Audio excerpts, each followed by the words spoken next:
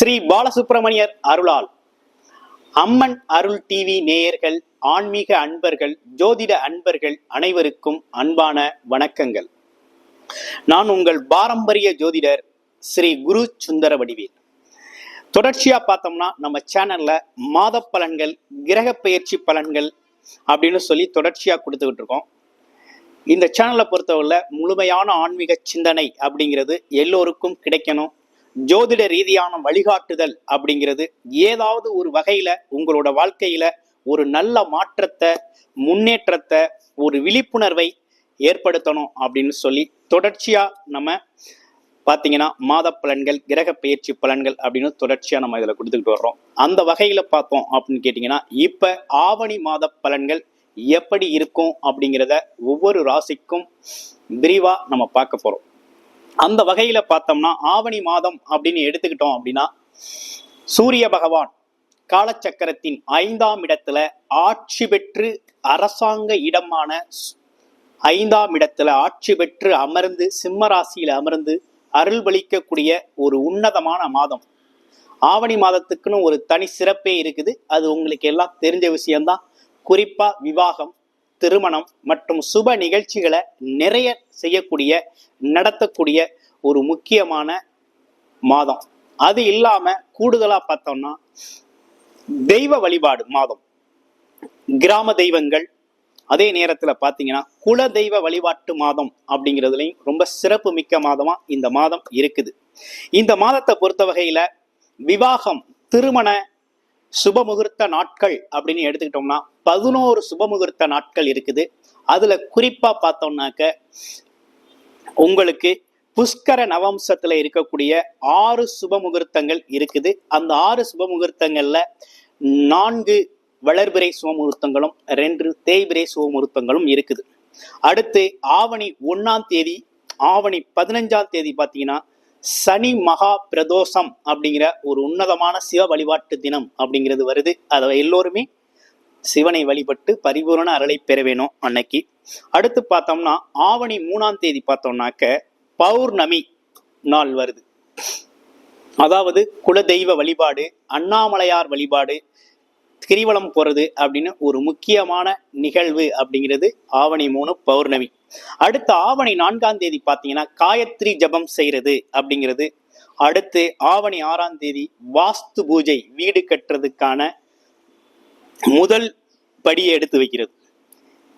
இடத்தை குறிப்பிட்டு அந்த வீட்டுக்கான வாஸ்து பூஜை செய்யறது அப்படிங்கிற ஒரு நிகழ்வு சிறப்பா இருக்கு.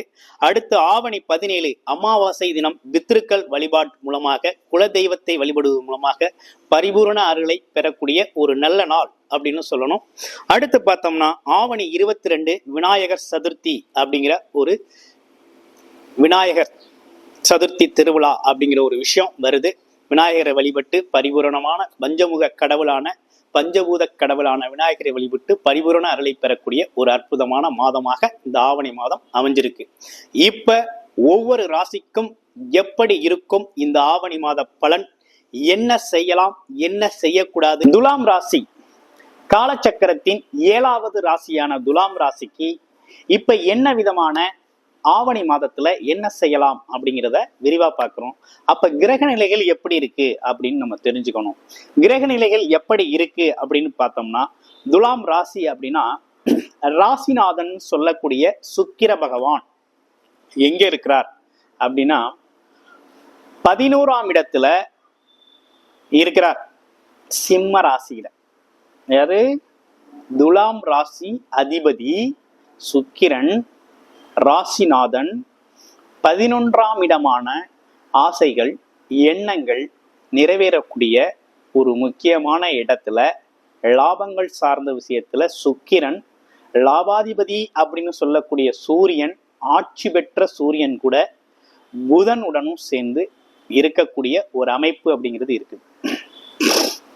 அடுத்து உங்களுடைய ராசியிலிருந்து 5ஆம் இடத்துல சனி பகவான் பக்ரகம் பெற்று இருக்கிறார். 6ஆம் இடத்துல ராகு பகவான், 8ஆம் இடத்துல குரு பகவான், சனி பகவான் இணையோட இருக்கக்கூடிய இந்த கிரக அமைப்பு.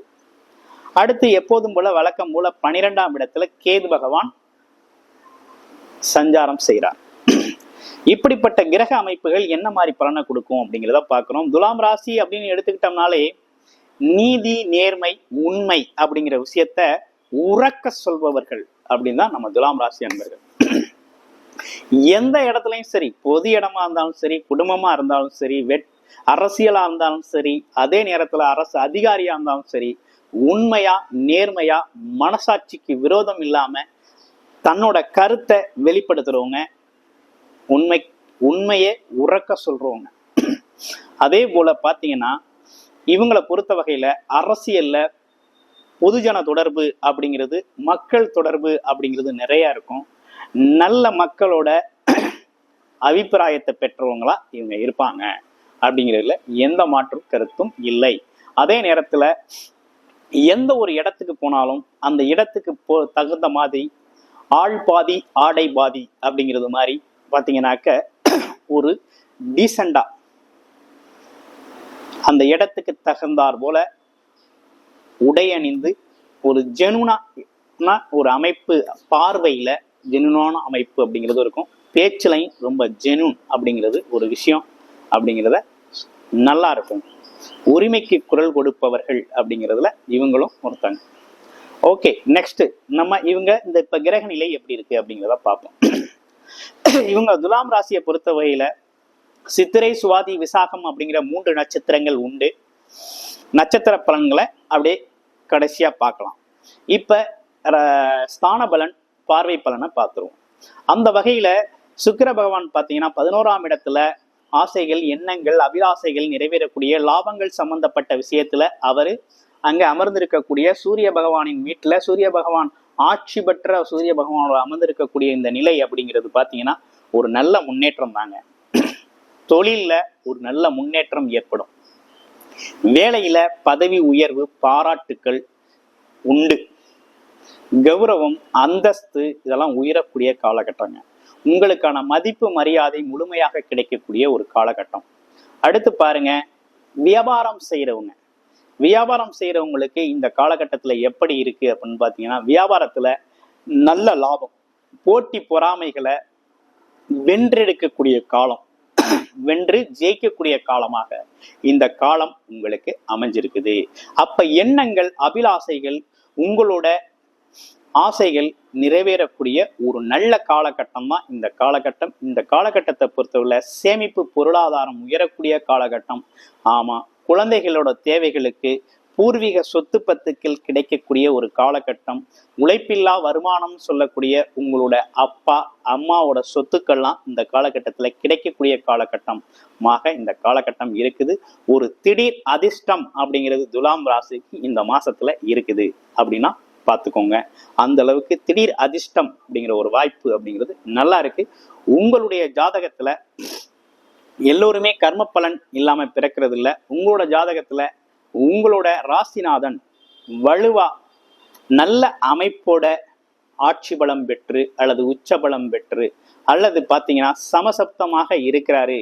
எந்தவித கெட்ட இடங்கள்லையும் 4, 6, 8, 12 போன்ற கெட்ட இடங்கள்ல இல்லாம நல்ல ஸ்தான பலம் பெற்றிருக்காரு அப்படின்னா கண்டிப்பாக உங்களுக்கு இந்த மாசத்துல நிச்சயமாக திடீர் அதிர்ஷ்டம், திடீர் பணவரவு அப்படிங்கிறது, திடீர் பொருள் வரவு அப்படிங்கிறது உறுதியாக அமையக்கூடிய ஒரு நல்ல காலகட்டமாக இருக்குது.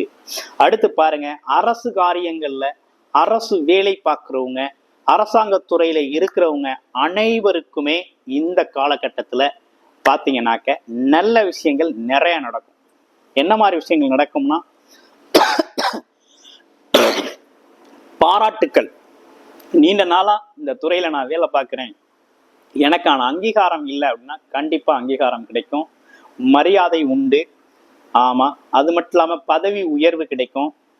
ஆமா, பதவி உயர்வு உண்டு. அதே போல கொஞ்சம் கௌரவம், அந்தஸ்து போன்ற விஷயங்கள்லாம் இருக்கக்கூடிய நல்ல காலகட்டமாக அமையும். அதே போல அரசியல் துறையில இருக்கிற அரசியல்வாதிகள், அரசியல் சார்ந்து இருக்கிறவங்களுக்கெல்லாம் பாத்தீங்கன்னா புது புது பதவிகள் கிடைக்கும். பொதுஜன தொடர்பு அதிகரிக்கும். பாராட்டுக்கள் உண்டு.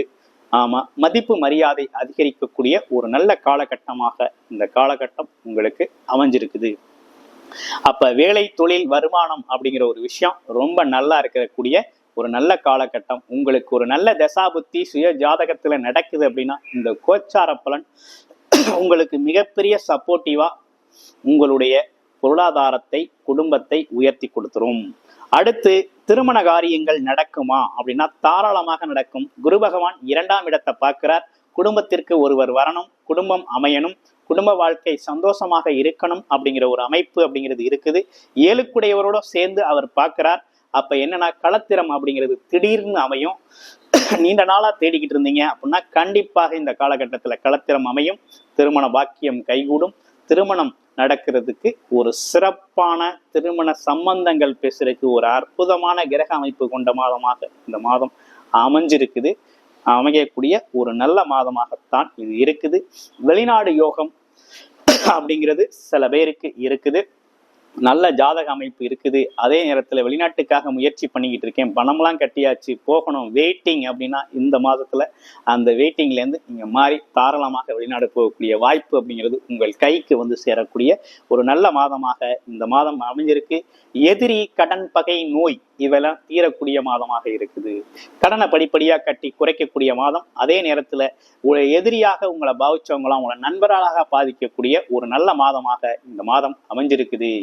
அதே போல உடல் வியாதிகள், உடல் சார்ந்த தொந்தரவுகள் இருக்குது அப்படின்னா தொந்தரவுகள்லாம் குறையக்கூடிய மாதம், உடல் ஆரோக்கியம் பெறக்கூடிய மாதமாக இந்த மாதம் உங்களுக்கு அமைஞ்சிருக்குங்க.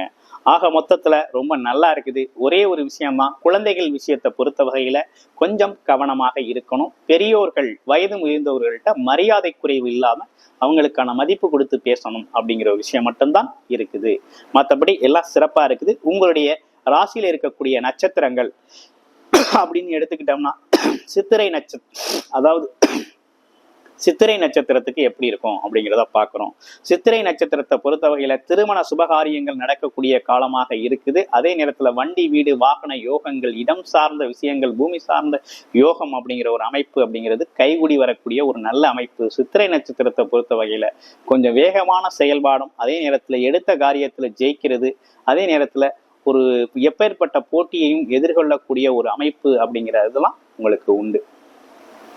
அடுத்து சுவாதி நட்சத்திரம் எப்படி இருக்கு அப்படிங்கிறத பார்க்க போறோம். சுவாதி நட்சத்திரத்தை பொறுத்த வகையில பாத்தீங்கன்னா உங்களை பொறுத்த வகையில இந்த காலகட்டத்துல வேலைக்காக வேலை தேடி இருப்பவருக்கு பல்விதமான வாழ்த்துகள். ஒரு வேலைக்காக 4-5 இடத்துல அப்ளிகேஷன் போட்டிருப்பீங்க. ஒரே நேரத்துல பாத்தீங்கன்னா எல்லாமே வந்து சேரும். எதுல போறது, எந்த வேலையை பார்க்கறது, எது சரியா இருக்கும் அப்படிங்கிற குழப்பங்கள் வரக்கூடிய ஒரு அமைப்பு அப்படிங்கிறதெல்லாம் உண்டு. இருப்பினும் பல்வேறு தொழில் வாய்ப்புகள், வேலை வாய்ப்புகள் கிடைக்கக்கூடிய அமைப்பு உண்டு. அதே நேரத்துல இனம் புரியாத எதிரிகள், தொந்தரவு, மனக்கவலைகள்லாம் நீங்கக்கூடிய ஒரு நல்ல மாதமாக இந்த மாதம் அமைஞ்சிருக்குது. அடுத்து விசாகம் நட்சத்திரத்துக்கு எப்படி இருக்கு அப்படிங்கிறத பார்க்கணும். விசாக நட்சத்திரத்தை பொறுத்த வகையில அவங்கள பொறுத்த வகையில குடும்பம் சார்ந்த விஷயத்துல கொஞ்சம் கவனமாக இருக்கணும், கவனமாக கையாளணும் அப்படிங்கிற ஒரு அமைப்பு இருக்குது. அதே காலகட்டத்துல திடீர் அதிர்ஷ்ட வாய்ப்புகளும் உண்டு. அதே போல எதிர்பாலினத்தோர் அப்படின்னு சொல்லக்கூடியவர்கள், நண்பர்கள், உறவுகள் பார்த்தீங்கன்னாக்க கொஞ்சம் கவனமாக கையாளணும் அப்படிங்கிறதும், கவனமாக பேசணும் அப்படிங்கிற ஒரு விஷயமும் ஏற்பட்டிருக்குது.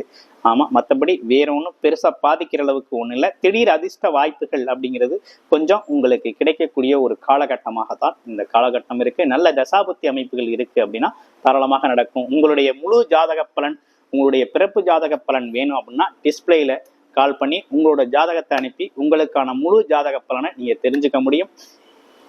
அதே போல பாத்தீங்கன்னா நிறைய துலாம் ராசி அன்பர்கள் நமக்கு ஜாதகங்கள் அனுப்பி பார்த்திருக்கீங்க, குடும்ப ஜாதகம் அனுப்பி பார்த்திருக்கீங்க, திருக்கணித முறைப்படி ஜாதகங்களை எழுதவும் கொடுத்திருக்கீங்க. அனைவருக்கும் நமது